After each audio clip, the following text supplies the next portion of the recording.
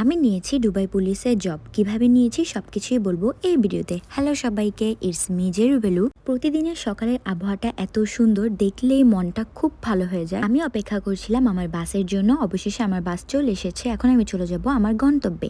যার পরে আমি এক কাপ চা খেয়েছি, আর এত সুন্দর ওয়েদারের সাথে এক কাপ চা খেলে মন মেজাজ এমনিতেই ফুরফুরা হয়ে যায়।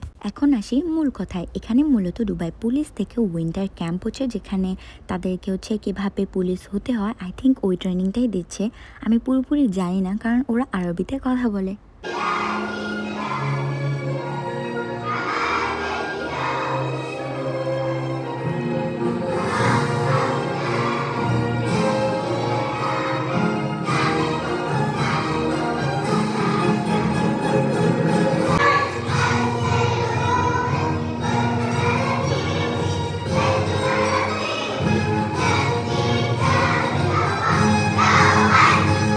পার্সোনালি দুবাইয়ের ন্যাশনাল সংটা আমার কাছে অনেক বেশি ভালো লাগে। পাশাপাশি আমার নিজের দেশের ন্যাশনাল সংটাও আমার অনেক বেশি পছন্দের। আমি এখানে অ্যাজ এ ভলেন্টিয়ার হিসেবে 8 দিন কাজ করেছিলাম। অবশেষে তারা সবাই গ্রুপ ছবি তুলছে, কারণ আজকে তাদের শেষ দিন। সবার জন্য আরবি খাবারের ব্যবস্থাও ছিল। আরবি খাবারগুলো আসলে অনেক ভালো লাগে আমার। আজকে তাদের শেষ দিনে তাদের বাবা মা সবাই এসেছিল, অ্যান্ড আমাকে এই টুপিটা বলা হয়েছিল স্টেজের উপরে নিয়ে রাখার জন্য। বাট কেন জানি না, এই পুরো ফাঁকা স্টেজের উপরে টুপিটা কেন রাখবে, কী কারণে রাখা হয় আমি নিজেও জানি না। সো এখানে তাদের আসল পারফরমেন্স শুরু হয়ে গেছে।